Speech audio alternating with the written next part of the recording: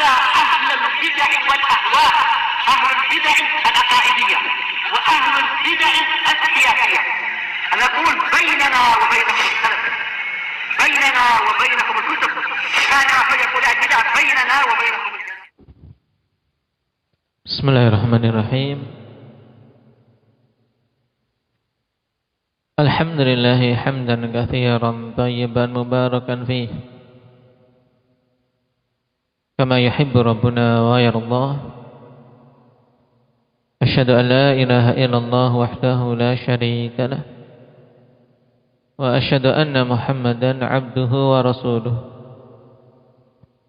sallallahu alaihi wa ala alihi wa ashabihi wa man tabi'ahum bi ihsanin ila yaumiddin.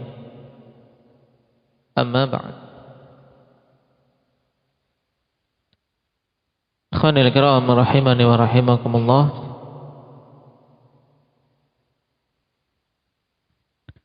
Alhamdulillah, pada pertemuan yang lalu kita selesai dari bab ma yujibul ghusl wasifatuh,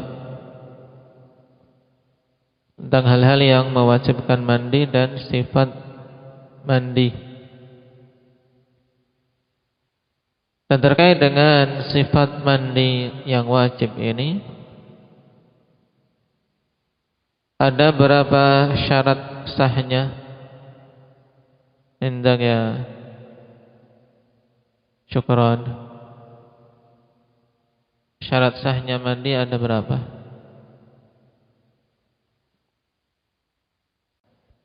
Nah, ada dua syarat sahnya mandi, yaitu niat dan meratakan air ke seluruh jasad.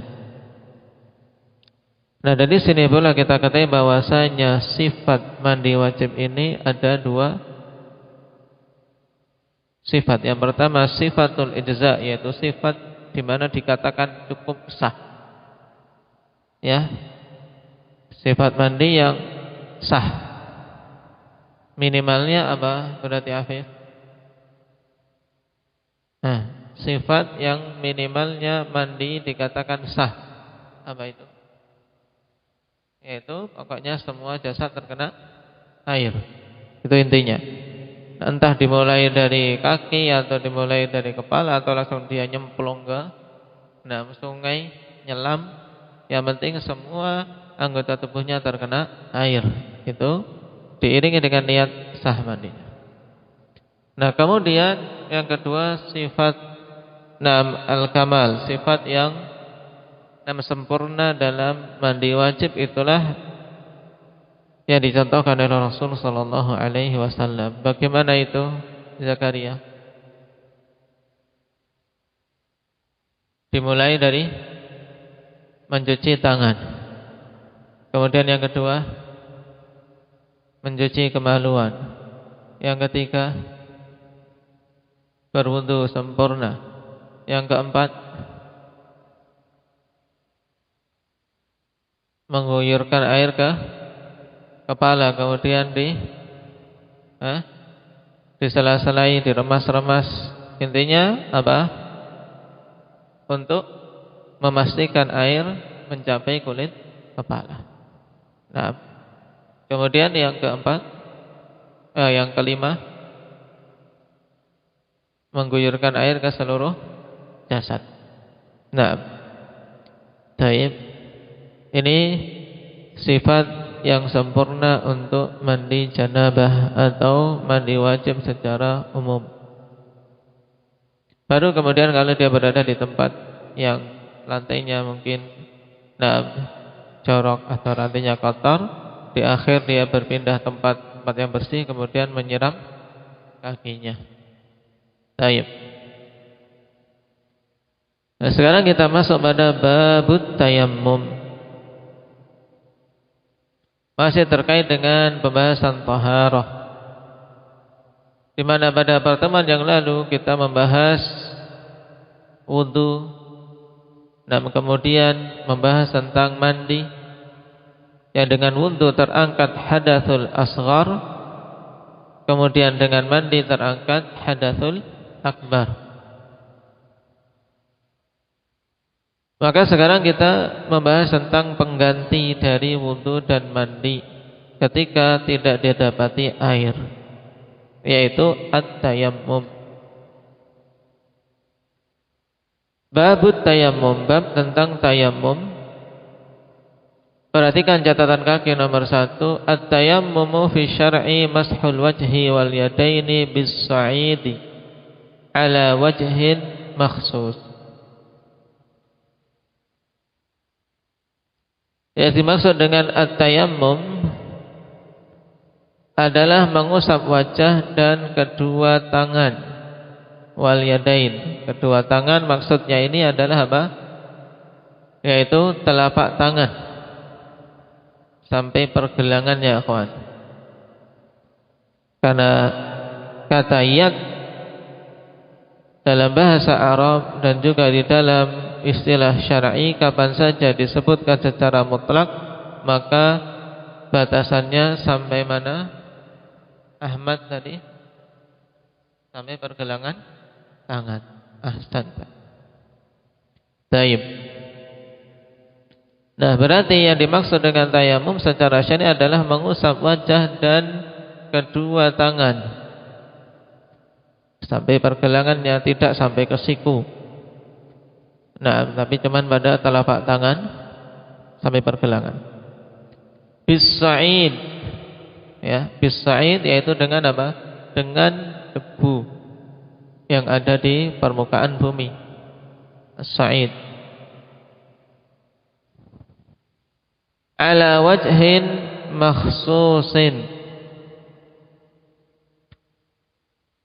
dengan tata cara yang khusus.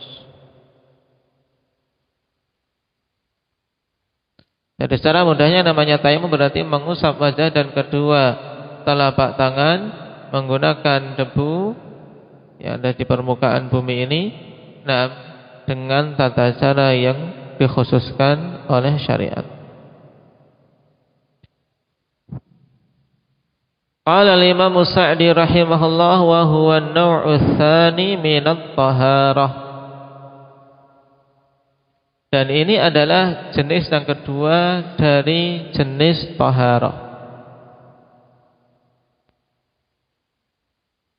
Nah, lalu apa jenis taharah yang pertama? Kalau ini jenis taharah yang kedua, terus jenis taharah yang pertama itu apa? Mendak ya itsnan. Wudu dan mandi, atau dengan ungkapan lain yaitu taharah bil ma'. Taharah menggunakan air. Itu jenis yang pertama yang kita telah pelajari, yaitu taharah menggunakan air. Sekarang jenis yang kedua, taharah menggunakan debu atau turab. Qala wa tayammumu huwa an-naw'u tsani min at-taharah li'annahu taqaddama al-kalamu 'ala naw'il awwal wa huwa at-taharatu bil ma'. Tayammum adalah jenis yang kedua dari jenis taharah.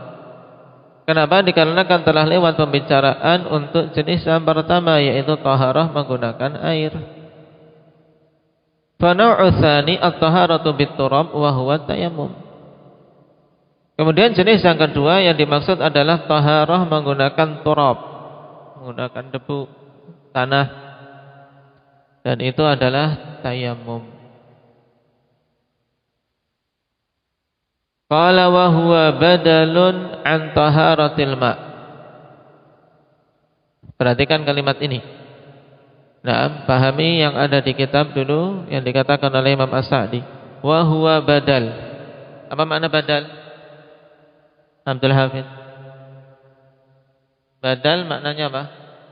Pengganti. Berarti tayammum itu adalah pengganti dari taharah menggunakan apa, Khadir? Menggunakan air. Pengganti dari taharah menggunakan air. Kapan itu? Nah, kapan itu? Dikatakan oleh Syekh, idza ta'adzara isti'malul ma' li a'dha'it taharati aw ba'daha. Ini yang pertama. Kapan? Apabila ta'adzara isti'malul ma', apabila tidak memungkinkan untuk menggunakan air. li'adha'i taharati aw ba'diha, pada anggota-anggota taharah atau sebagiannya. Ini kondisi ikhwan yang padanya diperbolehkan untuk seorang beralih ke badal, yaitu ke tayammum, dan meninggalkan taharah menggunakan air apabila tidak memungkinkan untuk menggunakan air pada anggota taharah itu secara keseluruhan atau sebagiannya saja, seperti sebagiannya misalnya luka, nah, yang tidak mungkin terkena air. Nah, ketidakmampuan untuk menggunakan air ini ikhwan ada dua jenis. Li'adamih, yang pertama li'adamih, karena memang tidak ada air. Kalau tidak ada air berarti tidak mungkin menggunakan airnya, tidak Hamzah? Hamzah Saghir mana? Ya tidak. Kalau tidak ada air bisa tidak taharah menggunakan air? Hamzah? Tidak. Baik. Naam. Au khaufid dhararin biistimalih, atau sebab yang kedua karena takut tertimpa kemandaratan disebabkan menggunakan air. Misalnya musim dingin, lagi demam, lagi flu, pilek, junub, mimpi basah. Nah, mau menggunakan air nanti pingsan. Nah, baik. Maka dalam kondisi seperti itu dia takut adanya kemandaratan dikarenakan menggunakan air, maka di situ dia diperbolehkan tayamum. Ini contoh misalnya. Taib. Perhatikan catatan kaki. Nah, sebelumnya akhwan, dari kalimat ini apa yang antum pahami berarti dari kalimat ini? Wa huwa badalun an taharatil ma. Berarti yang kita pahami dari sini bahwasanya tayamum itu adalah apa? Pengganti. Namanya pengganti, dia itu apa? Pada kondisi tertentu saja. Kapan itu? Jawabannya di sini. Idza ta'azzara isti'malul ma li'adha'i taharah aw ba'diha. Karena kalau tidak memungkinkan menggunakan air pada anggota-anggota taharahnya atau sebagiannya saja. Kemudian kalau dikejar dengan pertanyaan berikutnya, nah, sebabnya apa seorang tidak mungkin untuk menggunakan air dalam taharah? Di situ ada dua. Apa itu, Mujahid? Yang pertama, li'adamih. Maksudnya li'adamih karena tidak ada air. Baik. Yang kedua, apa akwal? Takut tertimpa mandarat kalau menggunakan air. Baik, ahsan. Nah, sekarang kita baca ta'liqnya untuk lebih memperjelas.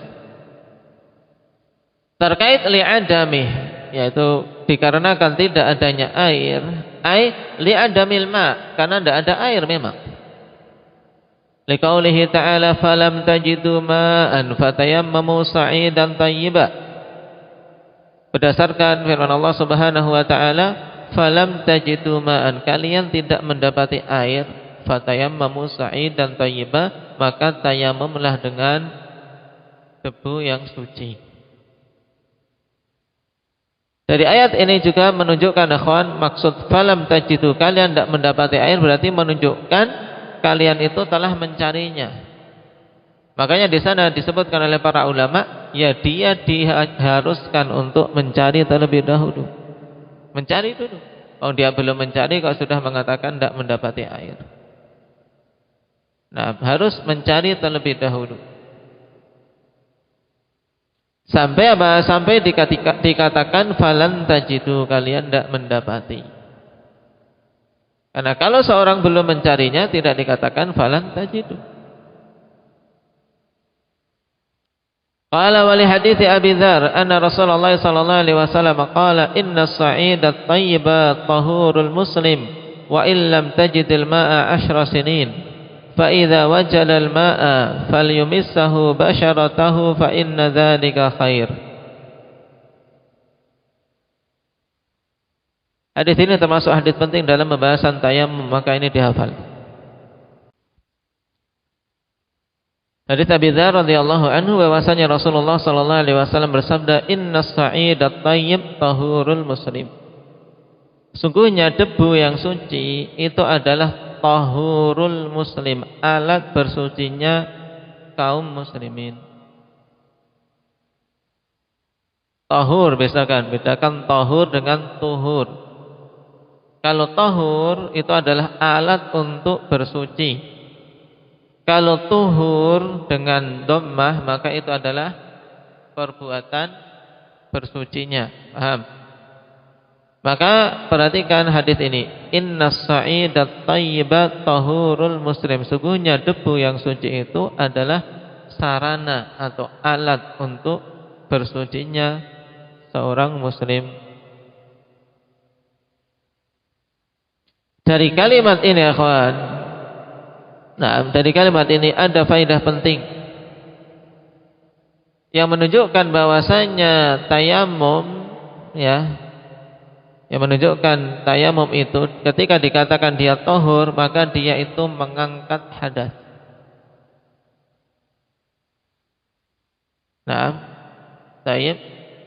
Di sana ada pembahasan yang dipaparkan oleh para ulama tentang masalah tayamum, apakah dia rafi' lil hadath ataukah sekedar mubihun lis shalah.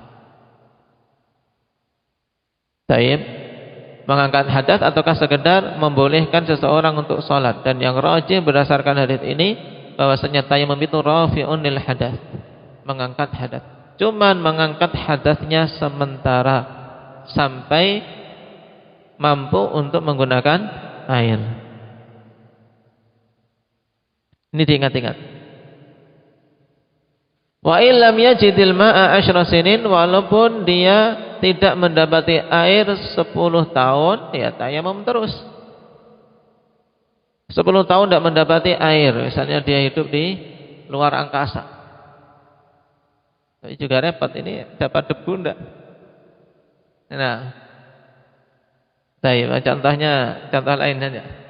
Nah, nanti pertanyaan muncul, di sana tidak ada debu jangan-jangan. Nah, intinya apa? Di tempat yang dia tidak mendapati air atau memang 10 tahun dia sakit tidak mampu menggunakan air sama sekali. Taruhlah demikian. Maka dia taharahnya terus-menerus dengan tayamum. Fa idza wajadal ma' falyumissahu basyaratah. Kemudian apabila dia mendapati air maka apa? Falyumissahu basyaratah. Maka hendaknya dia mengguyur jasadnya, yaitu mandi. Kalau itu dari hadatsul akbar. Karena tentunya 10 tahun ya. Sekarang mungkin berhadas akbar. Atau ya ketika mendapati air ya dia wajib untuk membasahi anggota-anggota tubuhnya untuk taharah. Fa inna dzalika khairak, karena sesungguhnya demikian itu khair, padanya kebaikan. Akhrajahu Abu Dawud wa Tirmidzi wa Nasa'i wa lafdhu lit-Tirmidzi wa qala haditsun hasanun sahih. Baik. Ini dihafal dulu. Berarti sebab pertama seorang tidak memungkinkan menggunakan air, kenapa? Kenapa tadi ini? Kenapa Abdullah Madam? Karena tidak mendapati air. Seorang dikatakan tidak mendapati air harus apa dulu, Khadir? Harus mencari dulu. Harus mencari dulu, maka dipersyaratkan dia harus mencari sampai apa? Sampai tingkatan dugaan kuat bahwasanya memang tidak dapat air. Sampai tingkatan dugaan kuat tidak dapat air. Atau tidak didapati air sama sekali. Kemudian yang kedua, karena sebab takut tertimpa kemadaratan dikarenakan menggunakan air. Khaufud dararin biistimalih, karena takut tertimpa darar dikarenakan menggunakannya. Ai biistimalil ma'. Maksudnya takut tertimpa darar karena menggunakan air. Liqaulihi ta'ala wa in kuntum marḍā aw 'alā safarin aw jaa'a ahadun minkum minal ghā'id aw lamastumun nisā' falam tajidū mā'an fatayammamu sa'idan thayyiban. Sama. Cuman di depan syahidnya apa? Jika kalian itu sakit. Jika kalian itu sakit atau dalam kondisi safar.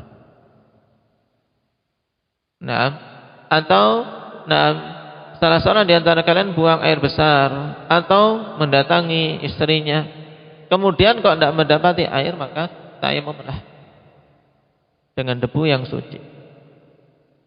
Nah, di sini perhatikan idza kuntum marḍā aw 'alā safar, disebutkan dua kondisi. Kondisi marḍā itu biasanya sakit, itu orang apa? Tidak mampu menggunakan air karena apa? Takut tertimpa kemandaratan karena sakitnya, walaupun di sampingnya banyak mata air. Tapi kalau nggak mampu ya takut tertimpa mandarat, ya dia tayamum. Aw 'alā safarin, safar ini biasanya kondisi seorang kehabisan air. Untuk apa? Untuk contoh kondisi orang yang tayamum karena tidak dapat air. Paham? Ini. Dan alhamdulillah di negeri kita kawan safar dimudahkan untuk mendapati air banyak. Bahkan di pesawat pun seorang masih bisa mendapati air biasanya. Makanya ketika safar di pesawat pun hendaknya seorang cari air dulu. Wong dia punya aqua juga, punya botol aqua cukup untuk wudu. Cuman ya, hati-hati, nanti bisa dimarahi para petugas di pesawat kalau seorang sembarangan misalnya. Ya, untuk di kamar mandi, untuk dengan air. Dan hati-hati jangan sampai airnya ke sana kemari. Makanya bagi yang mau naik pesawat dan mendapati waktu sholat di pesawat, ya butuh memikirkan sejak awal. Bagusnya dia menggunakan kaos kaki. Wudu dulu sebelum naik, kemudian menggunakan kaos kaki, sehingga ketika di pesawat dia tinggal mengusap kakinya, tidak perlu mencuci kaki. Karena biasanya yang paling banyak menimbulkan percikan ketika mencuci kaki. Baik. Ini dulu kawan diperhatikan, karena saya lihat masih pada kecapean. Banyak kepala-kepala tertunduk. Baik. Jadi ingat dulu makna tayamum, kemudian baik, posisi tayamum dia sebagai badal dari taharah al-ma. Kemudian baik, kapan diperbolehkan tayamum dan sebabnya apa? Ya, diingat-ingat. Kemudian dihafal hadis Abi Dzar. Naktahi bihadza walhamdulillahi rabbil alamin.